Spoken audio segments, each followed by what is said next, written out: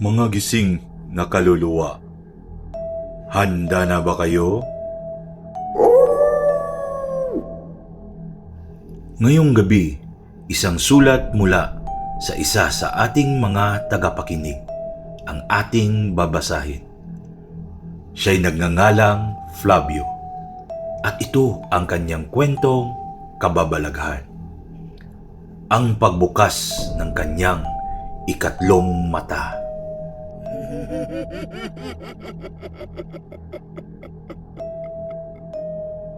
Sir Exodus, magandang gabi po. Ako po si Flavio, isa ako sa inyong tagapakinig. At sana mapili ninyo ang aking kwento. Ito ay nangyari pa noong ako'y 8 taong gulang pa lamang. Sa bahay ng aking lola sa probinsya. Isang gabi, lumabas ako ng bahay upang maglaro. Sana sa bakuran. Malapit sa aming bahay, may isang malaking puno. Doon ko unang naranasan ang hindi ko malilimutan, ang pagbukas ng aking ikatlong mata.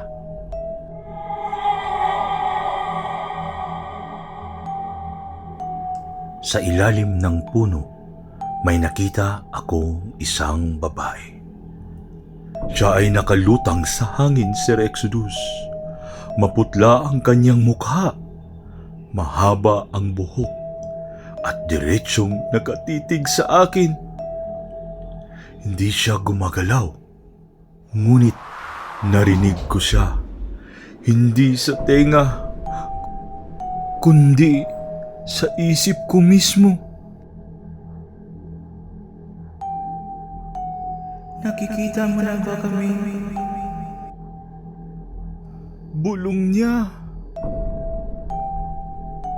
At mula noon, nagsimula na. Araw-araw, may nakikita akong iba't ibang kaluluwa.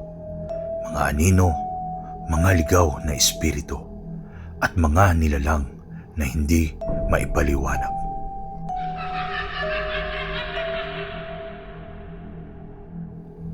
Sa tuwing gabi, bago ako matulog, may palaging mag-ina. Isang ina at anak na nakaupo sa gilid ng aking higaan. Tahimik lang silang nakatitig, hindi nagsasalita. Ngunit ramdam ko ang mga lamig nilang presensya.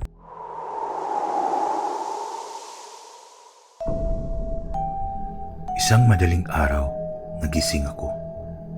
Magkakasama lang kami ng aking lola sa isang kwarto. Ngunit nang dumilat ako, may nakita akong black lady na nakaupo mismo sa tabi ng aking lola. Mahaba ang buhok, nakitim at dahan-dahan siyang yumuko sa aking lola. Parang binubulungan. Gusto kong isigaw, pero parang nawawala ang boses ko. Sir Exodus, dumating din ang mga pagkakataon na bago pa man mamatay ang isang tao sa aming lugar, nakakausap ko ang kanilang mga kaluluwa. Parang dumadaan muna sila sa akin at nagpapaalam.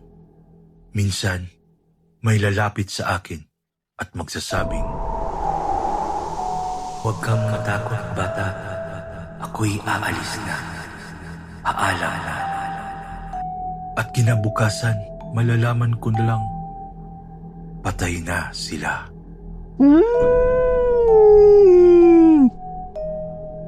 Ngunit Sir Exodus, ang pinaka hindi ko makakalimutan, isang gabi habang ako'y nagdarasal.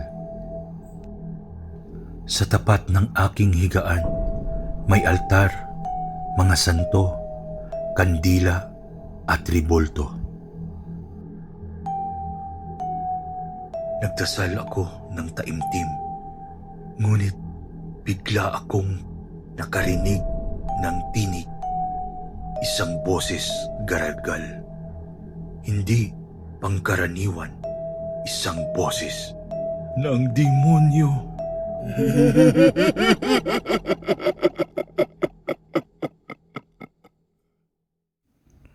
Sa takot ko, dumilat ako at nakita ko ang ribulto. Dahan-dahan itong nagbago. Unti-unting may tumubong sungay at nagsimulang gumalaw. Pababa, palapit sa akin. Habang nagdarasal ako ng Our Father, Sir Exodus, ang ribulto ay sumabay sa aking dasal. Ngunit ang kanyang tinig ay hindi banal, kundi malalim, nakakatakot at puno ng panlilibak. Amahan namin. Amahan namin. Sabay ngiti ng demonyong ribulto.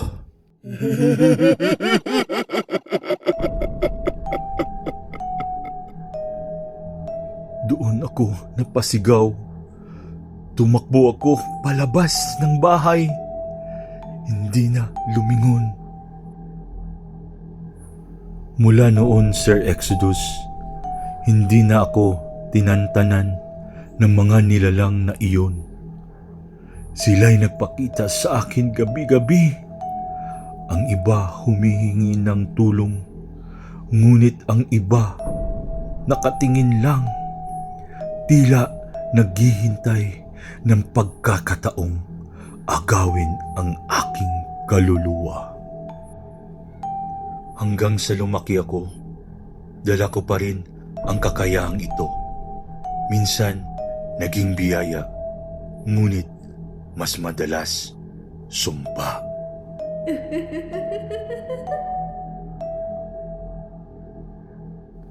Ngayon, bawat dasal ko, lagi kong iniisip, bakit ako? Bakit binuksan ang aking ikatlong mata nang wala akong hiling? Ito ba ay para tumulong sa mga ligaw na kaluluwa? O babala na may mas mabigat pang misyon na naghihintay sa akin? Sir Exodus, hanggang ngayon, dala ko pa rin ang bigat ng nakaraan. At sa bawat dasal ko, sa bawat gabing tahimik, takot pa rin ako na baka muli akong marinig ang boses na iyon. At baka isang araw, tuluyan na niya akong kunin.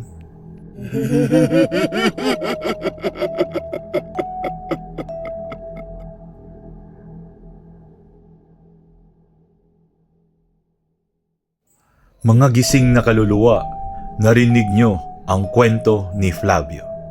Isang binatang hinding piniling buksan ang ikatlong mata. Hindi niya kagustuhan, ngunit itinakda ng kapalaran. At ang tanong, kung sa iyo mang bumukas ang mata na iyon, handa ka ba sa makikita mo? Ito si Exodus at ito ang inyong Exodus Horror Story.